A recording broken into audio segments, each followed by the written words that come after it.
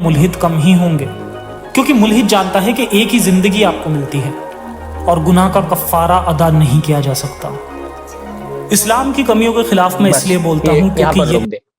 دیکھیے شریعت یہ نہیں کہتی ہے، یعنی یہ جو لوگ کہتے ہیں نا کہ یہ جو کہتے ہیں نا شروع میں دعویٰ اس نے کیا تھا میں بہت پکا ایمان والا تھا، بعد میں الحاد کے راستے پر آ گیا، بیشتر ایسے جو لوگ ملحد ہوتے ہیں نا جو یہ کہتے ہیں کہ میں پہلے پکا ایمان والا تھا پھر میں نے اسلام چھوڑ دیا، ان کے اسلام چھوڑنے کے پیچھے ایک بہت بڑی وجہ ہوتی ہے کہ یہ اسلام کی جانکاری ہی نہیں حاصل کرتے۔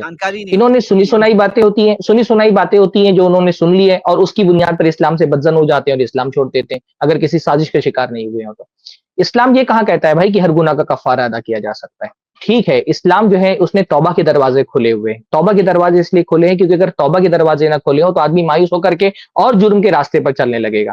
توبہ کے راستے اس لیے کھولے گئے ہیں تاکہ مجرم جو ہے وہ توبہ کر کے توبہ کی زندگی چھوڑ دے۔ اگر ایک آدمی کو یہ کہہ دیا جائے نا کہ تمہارے لیے توبہ کے دروازے بند ہے، اب تم کو ایک گناہ کرنے کے بعد تو جہنم ہی جانا ہے، پھر تو وہ گناہ پر گناہ کرتا جائے گا کیونکہ اس کے لیے فکس ہو گیا کہ اب اس کے لیے معافی کا راستہ بند ہو گیا۔ تو توبہ کے راستے اس لیے نہیں کھلے ہوئے کہ آدمی جرم کرے اور توبہ کرے، جرم کرے اور توبہ کرے۔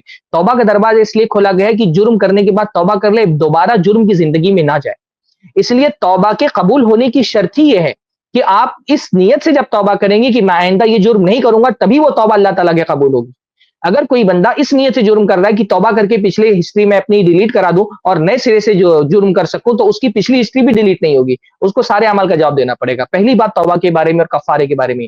دوسری بات یہ ہے کہ توبہ اور کفارہ ایک امید ہے کہ انشاءاللہ تعالیٰ میرے گناہ معاف ہو جائیں گے، یہ کنفرم نہیں ہوتا کہ توبہ سے گناہ معافی ہو جائیں گے۔ صحیح ہے، کنفرم نہیں ہوتا۔ یہ لوگ یہ سمجھتے ہیں کہ توبہ کرنے سے مسلمان نہیں سمجھتے کہ میرے سارے گناہ معاف ہو گئے، تب تو انسان گناہ کرتا رہے گا اور توبہ کرتا رہے گا۔ توبہ بھی عبادت کی طرح ایک عبادت ہے، جیسے عبادتیں ہر قبول نہیں ہوتی ہیں، کبھی عبادت قبول ہوتی ہے کبھی رد ہو جائے گی اگر وہ شرطوں کے ساتھ نہ کی گئی ہو، ایسے توبہ کبھی قبول ہوگی کبھی رد ہو جائے گی۔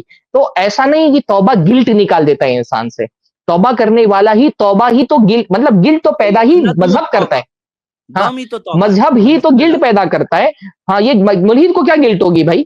ملحد کو کس کی گلٹ ہوگی؟ اس کے لیے جب صحیح غلط کا کوئی باقاعدہ معیار نہیں ہے، مذہبی گلٹ پیدا کرتا ہے۔ اور آپ دیکھیں گے کہ گناہ کرنے کے بعد آپ عدد و شمار دیکھ لیں یا مذہبی غیر مذہبی انسان کی نفسیات پر جو بہت ساری تحقیق ہوئی اس کو آپ دیکھ لیں تو آپ دیکھیں گے کہ گلٹ کا جو تصور ہے وہ مذہب نے دیا ہے، اور ایک مذہبی آدمی غلط کرنے کے بعد جو گلٹ محسوس کرتا ہے وہ ملحد محسوس ہی نہیں کرتا ہے۔ تو گلٹ دیتا بھی مذہب ہے اور اس گلڈ سے باہر نکلنے کے لیے توبہ کا راستہ تو دیتا ہے، لیکن توبہ کا مطلب یہ نہیں ہوتا ہے کہ انسان گلڈ سے بالکل بری ہو جائے۔ توبہ کرنے کے بعد ہی بندہ ڈرا ہوا رہے گا کہ پتہ نہیں قیامت میں میری پکڑ نہ ہو جائے۔ تو یہ مذہب کو صحیح طریقے سے جانتے نہیں، اس لیے مذہب پر اعتراض کر رہے ہیں۔ تو جو توبہ کے تعلق سے شیخ سرفراز نے بتایا، وہ توبہ کے اندر کفارہ کیا ہے؟ ایک ایکسٹرا پینلٹی ہے، یعنی آپ اللہ سے معافی مانگ رہے ہو، آپ توبہ کر رہے ہو، آپ کو گناہ کا پچھتاوا ہے، آپ کو گناہ کے تعلق سے غم ہے۔ الندم توبہ، نبی صلی اللہ علیہ وسلم نے فرمایا غم ہی تو توبہ ہوتا ہے۔